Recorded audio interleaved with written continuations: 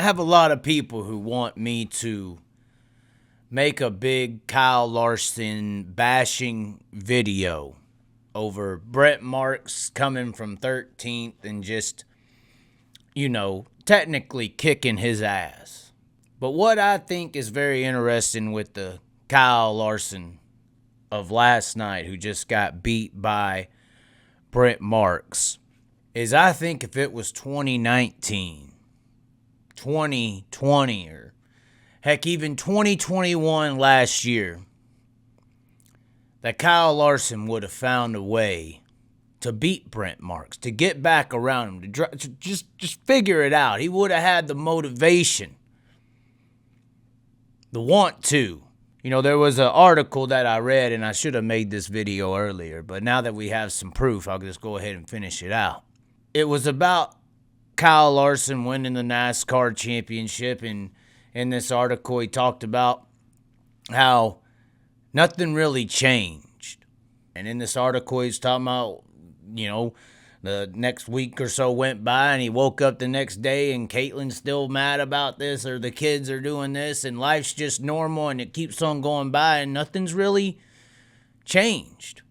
And I think that grind for the NASCAR championship, and even the potential grind for a Knoxville Nationals or a Kings Royal and stuff like that, has really kind of drove Kyle Larson's career. And after all these things happen, and he's done all that he's done, won all these things, the last notch on the mantle for him as far as racing and goes was that NASCAR championship, and he got it. And now, after I read that article that he put out where nothing really changed, what does he not have? What does he want? I experienced, this is why I say I can relate to it, I experienced a similar thing. I always, like most of us in racing, in the stands or in the pits or anywhere, crew chiefing, you always wanted to be a driver.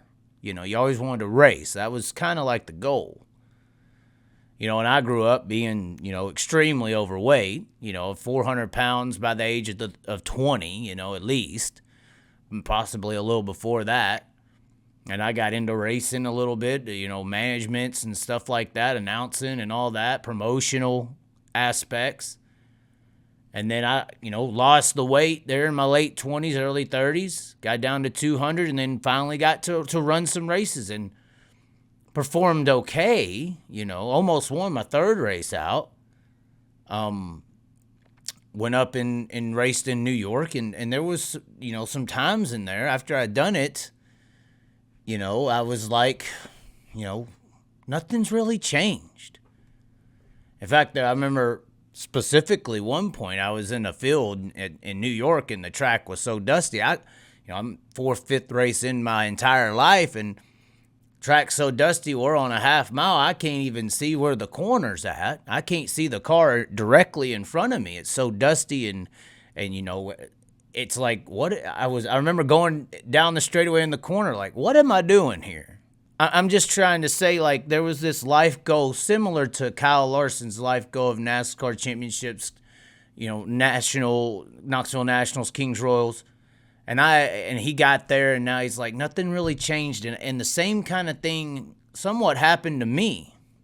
And, it's weird. I've put on some weight now, and there's probably a bunch of reasons as to why, but I do kind of halfway feel like the reason I have put on a little bit more weight since then, because since then it's been like, all right, well, what is there to lose the weight for? I never really did it for myself. I did it for aspirations.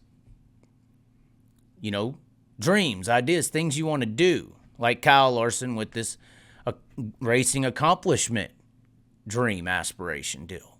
And I feel like, in a weird way, Kyle Larson has changed since winning that NASCAR Cup championship. And like I said, I think that article, when I read it, I was like, man, that's very similar to how I am right now. It's like, who cares when Brent Marks gets around, why do I need to go up there and put this wall up on the fence and maybe flip this car to win this race tonight? It doesn't really matter. I've already won Knoxville. I've already won Eldora. I've already won NASCAR. I mean, I'm just out here having fun.